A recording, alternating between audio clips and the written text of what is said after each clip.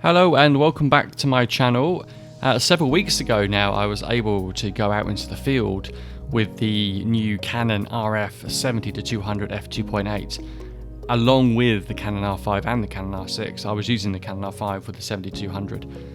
So I had the opportunity to go out into the desert and attend a Saluki show, which is the type of Arabian sort of Greyhound. So these animals can run at speeds of 40 to 45 miles an hour. So this is a very, very fast moving animal. So I thought it would be a really, really good test for the 70-200 lens and the Canon R5 with the new animal auto tracking technology. And you can see here the animals are just simply too far away for the camera to actually detect the eye or even the face. But as the animals became closer, I was able to readjust the camera, and you could see that all of a sudden the animal auto tracking was at least beginning to detect a face, and it was kind of latching onto that. And as the animals started moving around, you can see it's beginning to work a little bit harder.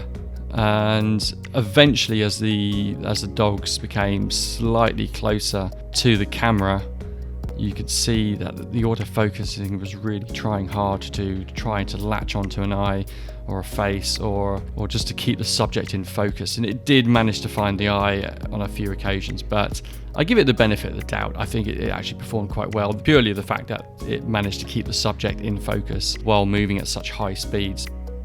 I have several other videos that you may want to view that outline a custom setup for wildlife photography, back button focusing, and also my technique for automatic time-lapse photography.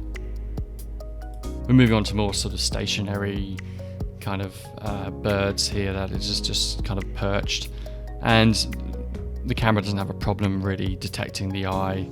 And even the keeper here, it managed to latch onto his eye, even though he was kind of in shadow for most of the time. Here, the subject is simply too far away. There's no way that it can even detect. But once the subject comes closer to the lens and isn't moving as quickly, you can see how the eye, latching onto the eye, is literally no problem for the camera at all. It's only when we have slightly harder, more difficult situations that you really actually have to work a bit harder to identify the subject, to actually pre-focus on the subject.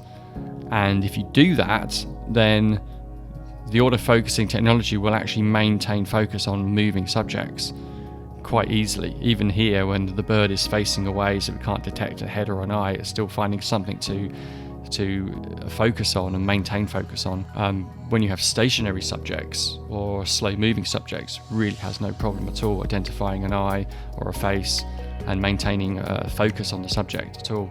Overall, actually very, very impressed with the technology, and it's got a huge potential, but it does require a lot of practice still. It's not a situation where you can just press a button and the camera is just going to do everything for you. You still have to work quite hard as a photographer to make sure that you have the subject in focus or pre-focus on the subject before it moves, in order for it to maintain that focus all throughout the movement or throughout the sequence that you were trying to record.